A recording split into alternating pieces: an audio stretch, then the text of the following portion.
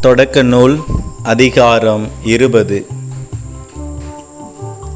Abraham அங்கிருந்து புறப்பட்டு நெகேபுக்கு சென்று காதேசுக்கும் சூருக்கும் இடைப்பட்ட பகுதியில் வாழ்ந்து பின்னர் கெராரில் தங்கினார். அப்போது ஆபிரகாம் தம் மனைவி சாராவை தம் சகோதரி என்று சொல்லிக் கொண்டமையால் கெரார் மன்னனாகிய அபிமெலேக்கு ஆள் அனுப்பி அவரை அழைத்து வரச் செய்தான்.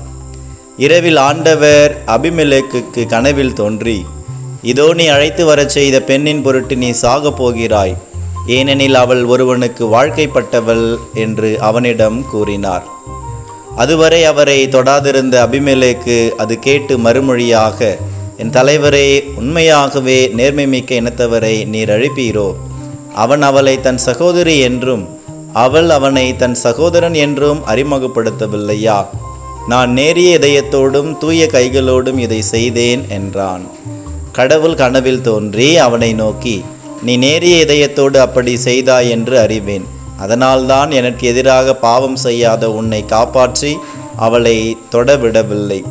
உடனே அந்த பெண்ணை அவளின் கணவனிடம் அனுப்பிவிடு, ஏனெனில் அவன் ஓர் இறைவாக்கினன்.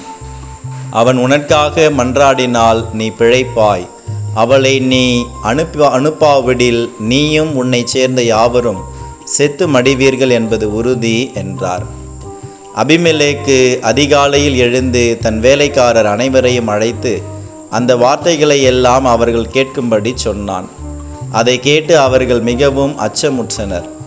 பின் அபிமெலேக்கு ஆபிரகாமை வரவழைத்து, நீர் எங்களுக்கு என்ன காரியம் செய்துவிட்டீர்?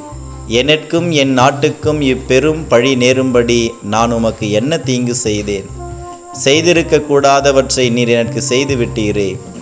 நீர் எக்காரணத்தை கொண்டு இக்காரியம் செய்தீர் என்று அவரிடம் வினவினான். ஆபிரகாம் மறுமொழியாக, இவ்விடத்தில் கடவுளுக்கு அஞ்சுவோர் எவரும் இல்லை என்றும் என் மனைவியை அடையும் பொருட்டு என்னை கொன்றுவிடுவார்கள் என்றும் நினைத்தேன். மேலும் உண்மையில் இவள் என் சகோதரியே. இவள் என் தந்தைக்கு பிறந்த மகள், ஆனால் என் தாயின் மகள் அல்ல.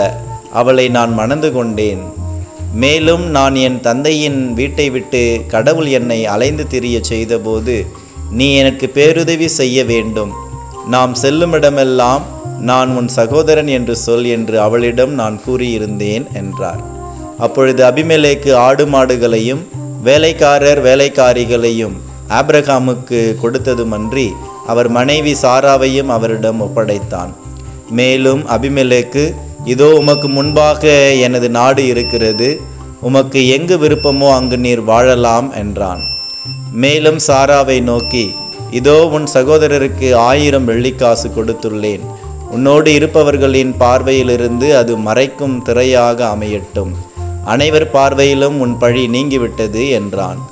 ஆபிரகாம் கடவுளிடம் மன்றாடவே கடவுளும் அபிமெலேக்கையும் அவன் மனைவியையும் அடிமை பெண்களையும் குணமாக்கி அவர்களுக்கு பிள்ளை பேறு அளித்தார். ஏனென்றால் ஆபிரகாமின் மனைவி சாராவை முன்னிட்டு ஆண்டவர் அபிமெலேக்கு வீட்டில் இருந்த பெண்களை மலடிகளாக்கி இருந்தார்.